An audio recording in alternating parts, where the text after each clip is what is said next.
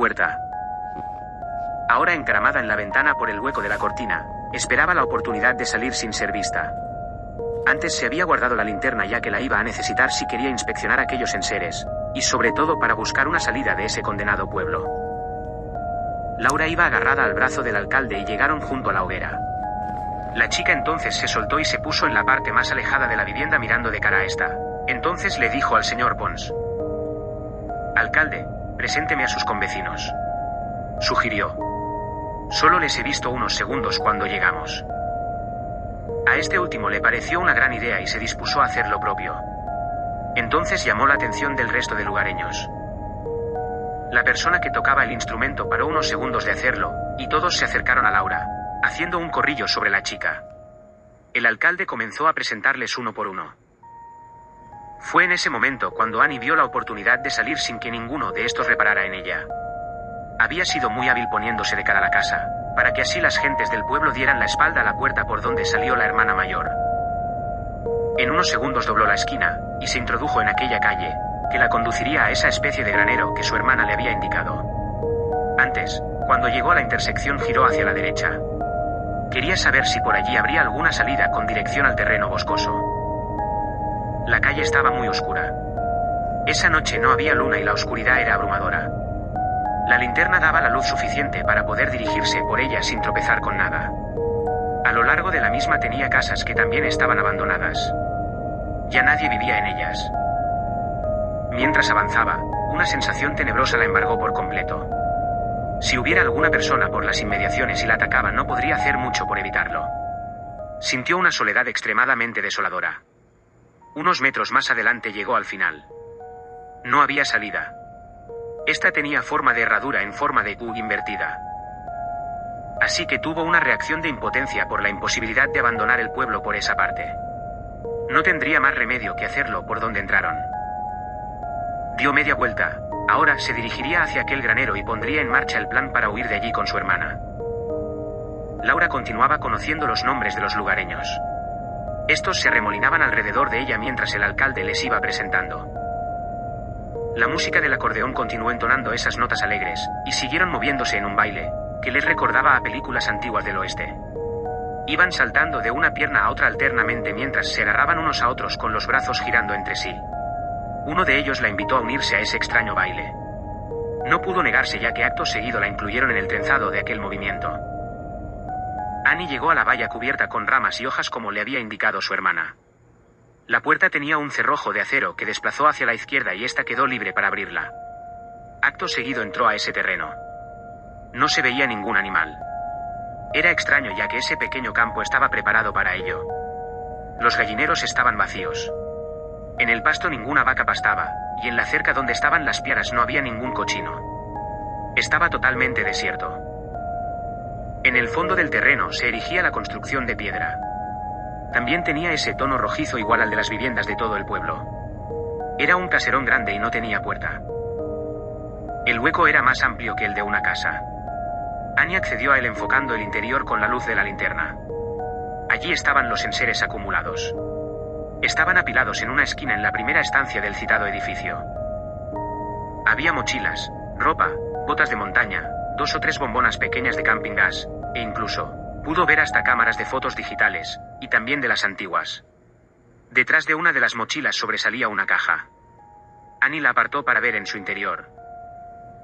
Estaba llena de billetes y de documentos, también había algunas carteras, monedas, anillos, cadenas, teléfonos móviles, etc. Los billetes eran de todos los tamaños y de varios países. En un primer vistazo pudo contemplar euros, pesetas, francos, dólares, liras y algunos más que fue incapaz de identificar. Estaba totalmente petrificada con ese hallazgo. Además, totalmente confundida porque no entendía nada de lo que estaba viendo en ese granero. ¿Dónde estaba toda esta gente? ¿De quiénes eran todas estas cosas? ¿Y por qué estaban aquí? Fueron preguntas con una respuesta obvia que se podía presumir si lo basaba en lo que ya sabía del futbolista. Este desapareció y nunca se le volvió a ver. Los dueños de estos enseres habrían corrido la misma suerte. Pero, ¿por qué? Y lo que más la confundía era que si estos tipos eran una especie de psicópatas asesinos, ¿por qué la permitieron irse la vez anterior? Incluso le habían salvado la vida. En su interior no quería creer lo que las pruebas evidenciaban. Por el contrario, tenía que haber otra explicación para todo esto.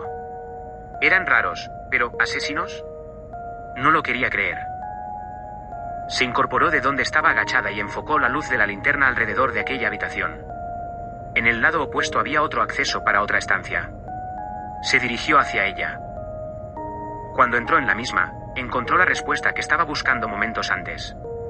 El terror más absoluto se evidenció con el hallazgo de huesos humanos, que estaban desparramados por toda aquella habitación infernal. Los restos eran de al menos 15 o 20 personas, calculó. Cogió uno de esos huesos. Era un fémur. Lo soltó rápidamente al comprobar lo que era. Los cráneos se acumulaban por todo aquel cuarto espeluznante.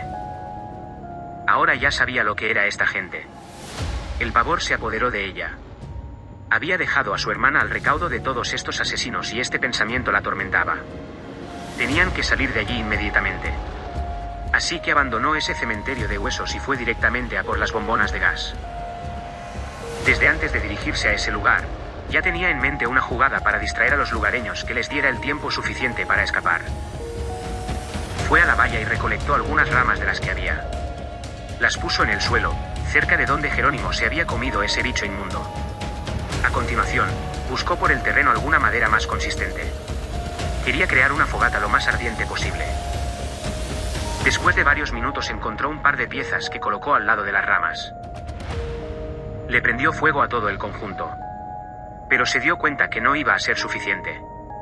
Así que recogió más ramas, y cuando ya estaba el fuego vivo, insertó las 3 bombonas de camping gas en medio de la hoguera que había hecho. Calculó que tendría unos 15 o 20 minutos antes de que explosionaran. En cuanto el metal estuviera al rojo, todo aquello desataría un pequeño infierno. A continuación, salió de allí. Laura estaba agotada. El viaje, las dificultades de este, el paseo hasta llegar al pueblo, y por último el baile, la terminó por agotar del todo. Su mirada se dirigía hacia la parte por donde tendría que aparecer Annie. Se estaba preocupando. Tardaba demasiado y sintió todo el horror imaginable de pensar que no volviera. No porque la hubiese abandonado. Eso jamás pasaría. Sino por haberle pasado algo que le impidiese regresar. Una mujer se acercó a ella mientras aguardaba con la intención de volver a meterla en ese movimiento absurdo, pero la chica de forma cortés se negó. De pronto vio algo en ella que le hizo pasar del horror al pánico más aterrador. En el hombro de la mujer una araña calavera se paseaba por entre la tela del poncho de lana. Esta era la 4ª vez que ese insecto se cruzaba en su vida, y cada vez que lo había hecho ocurrían cosas nefastas.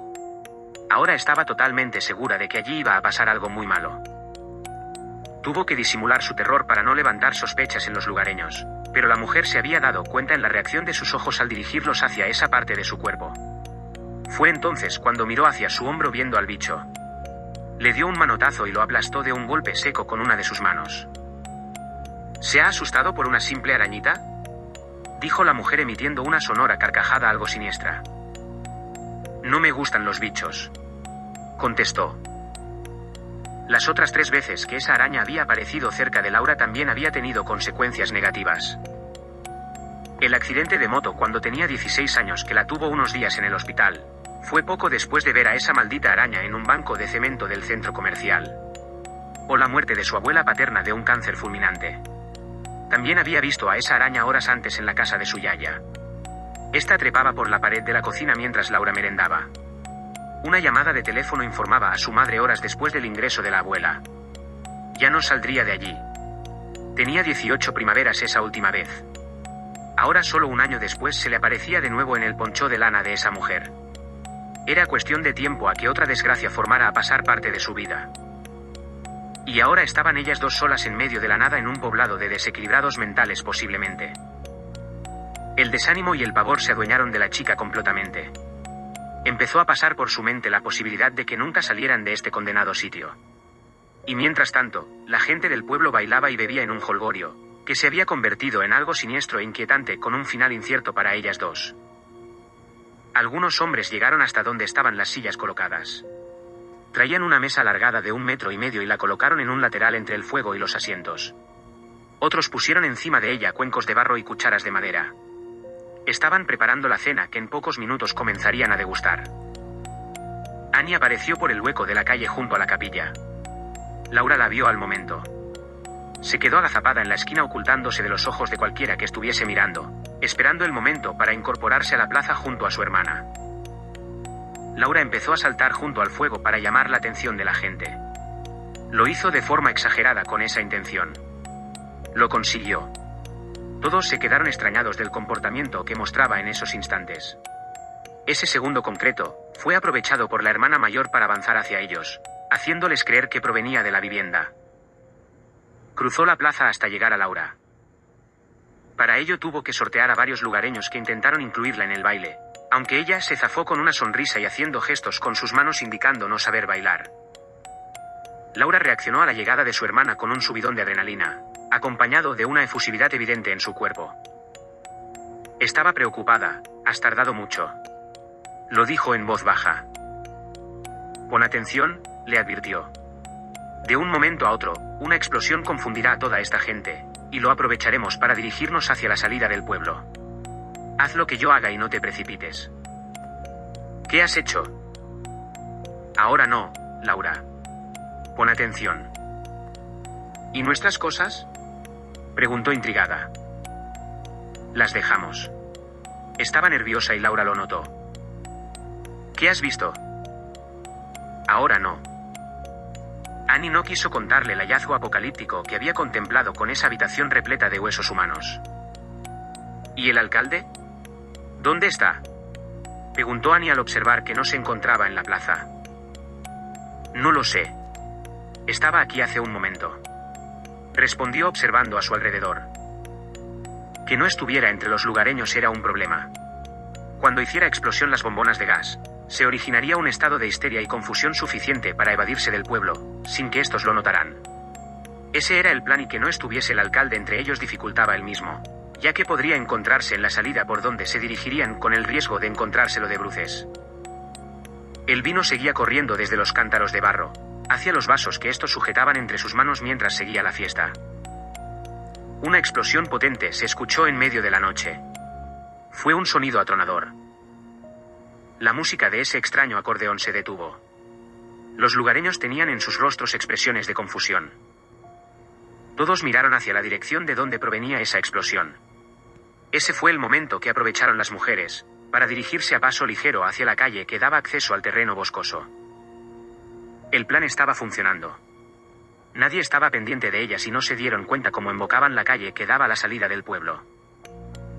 Estaba oscura. No había antorchas encendidas en la misma. Cuando entraron en ella comenzaron a correr. A menos de 100 metros estaba el terreno boscoso y estarían a salvo. Bajarían hasta el jeep y se marcharían tan rápido de ese maldito lugar como alma que lleva el diablo. Una figura borrosa apareció a varios metros delante de ellas. Estaba en mitad de la calle y portaba una escopeta de caza. Lo que estaban temiendo minutos antes se convertía en realidad. Aquella figura era la del señor Pons, que había salido de una de las casas del principio del pueblo al oír ese estruendo, topándose con las mujeres queriendo escapar. ¿Se marchan?, dijo este con la escopeta levantada y apuntándolas. No salieron palabras algunas de sus bocas. Estaban aterrorizadas por completo. De pronto un golpe en sus nucas les hizo ponerse todo negro y desvanecerse en el suelo.